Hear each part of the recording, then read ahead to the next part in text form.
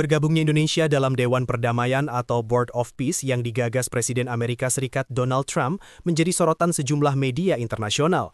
Keputusan tersebut dinilai memiliki implikasi geopolitik luas, terutama terkait konflik Gaza dan potensi pergeseran peran lembaga internasional dalam menjaga perdamaian global.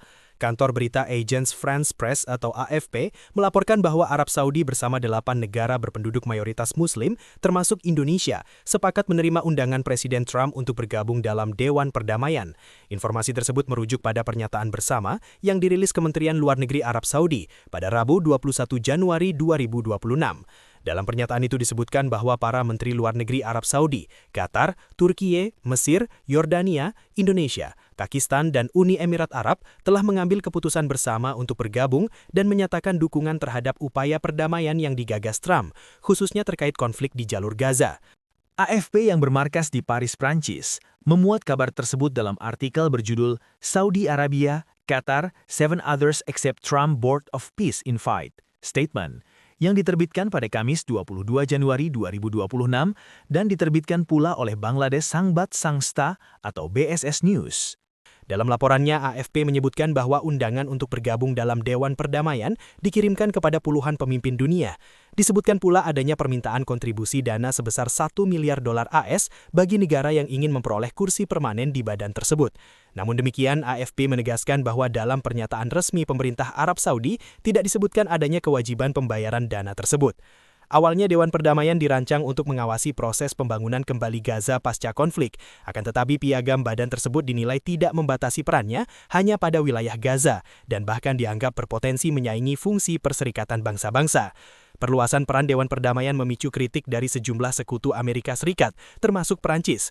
AFP melaporkan bahwa Perancis secara terbuka menyatakan tidak akan bergabung dalam badan tersebut karena kekhawatiran terhadap potensi pelemahan peran PBB dalam menjaga perdamaian internasional.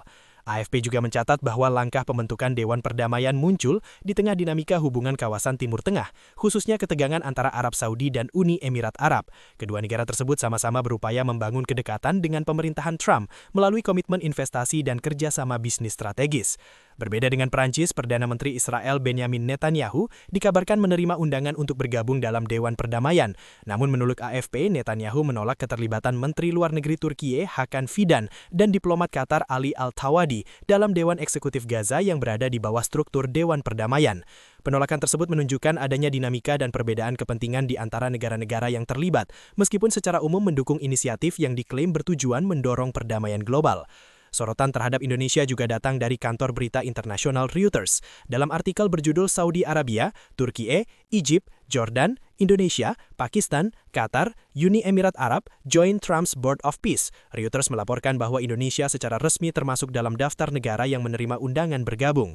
Reuters menyebutkan bahwa Arab Saudi, Turkiye, Mesir, Yordania, Indonesia, Pakistan, dan Qatar telah menyatakan kesediaan bergabung dengan Uni Emirat Arab turut tercantum dalam pernyataan bersama. Kuwait juga dipastikan menerima undangan serupa. Masing-masing negara akan menandatangani dokumen aksesi sesuai dengan prosedur hukum yang berlaku di negara masing-masing, tulis Reuters dalam laporannya. Meski diklaim bertujuan menyelesaikan konflik global, pembentukan Dewan Perdamaian bentukan Trump menuai kekhawatiran dari sejumlah diplomat. Reuters melaporkan adanya peringatan bahwa badan tersebut berpotensi mengganggu dan melemahkan peran PBB sebagai institusi utama penjaga perdamaian internasional. Kesediaan Indonesia untuk bergabung pun dinilai akan terus menjadi perhatian publik dan komunitas internasional, seiring dengan posisi strategis Indonesia sebagai negara besar berpenduduk Muslim dan anggota aktif berbagai forum multilateral dunia.